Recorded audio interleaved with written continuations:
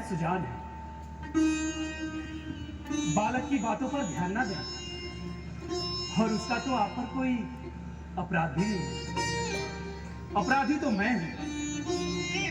मेरे ही हाथों से यह धनुष भंग हुआ है। यदि दंड देना है तो आप मुझे दीजिए।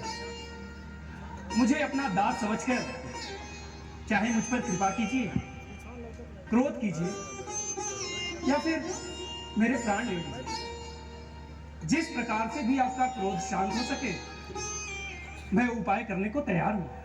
राम, राम, तुम भी कुछ कम धूर्त नहीं हो। भगवान शिव का ये धनुष तोड़कर अब मुझे ही ज्ञान सिखा रहे हैं। उधर तुम्हारा ये भाई तुम्हारी ही सहमति से मुझे भड़काकर, क्रोध दिलाकर मेरी शक्ति को क्षीण कर रहे हो।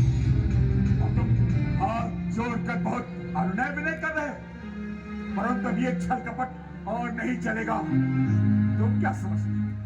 अपने आप को राम बताकर तुम परशुराम का सामना कर सकते हो तो उठाओ शस्त्र और मुझसे युद्ध करो। मैं तुम्हें निहत्था नहीं मारूंगा, वीरोचित मृत्यु का अवसर प्रदान करूंगा।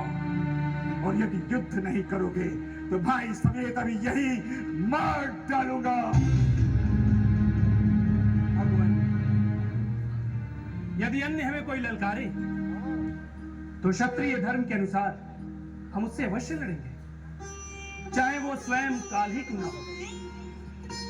परंतु हम रघुवंशियों का यह भी धर्म है कि हम ब्राह्मण और स्त्रियों पर कभी हाथ नहीं उठाते।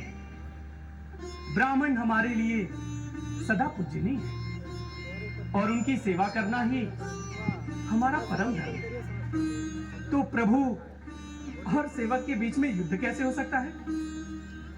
प्रभु, मेरा तो छोटा सा नाम है राम, परंतु आपका परशु समेत परशुराम। लगता है आपने अभी तक अपने राम को नहीं पहचाना, परंतु मैं आपकी प्रभुता को जानता हूं। आपसे हारने में भी जीत मेरी ही है।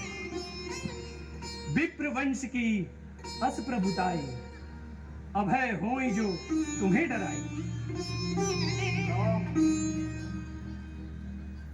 राम, ये धनुष लो। ये धनुष भगवान शिव ने मेरे पिता के पास धरोहर स्वरूप रखा था, और यदि तुम पुनः इस पर इस अमोघ बाण का संहार कर सके तो मेरा संदेह मिट जाएगा और मैं तुम्हें पहचान लूंगा।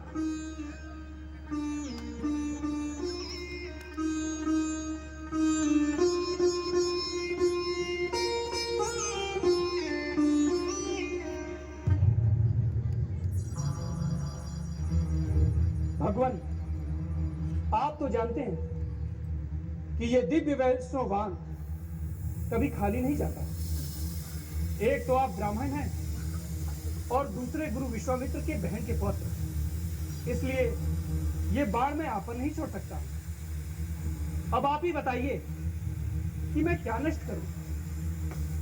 आपके पास मन की गति से सर्वत्र आने जाने की जो शक्ति है उसे, या फिर आपने अपने तपोबल से जो ये पुण्य लोक अर्जित किया है उन्हें नष्ट करो। हे रघुनंदन, आप कृपा करके मेरे आवागमन की शक्ति का नाश न करें, क्योंकि जब मैंने ये पृथ्वी अपने गुरु कश्यप को दान में दी थी तब उन्होंने कहा था अब तुम कभी भी पृथ्वी पर रात्रि विश्राम नहीं कर सकते। तब से हर रात महेंद्र पर्वत पर जाने के लिए मुझे इस शक्ति की परम आवश्यकता है। हे रघुनंदन, यदि आप नाश करना ही चाहते हैं तो मेरे अब तक के अर्जित पुण्यों का नाश कर दीजिए, क्योंकि इसी के साथ नाश हो जाएगी हमारी कीर्ति हमारा अहंकार और अहंकार जनित हमारा ये क्रोध, राम इसे पूर्व दिशा की ओर मोड़ दो।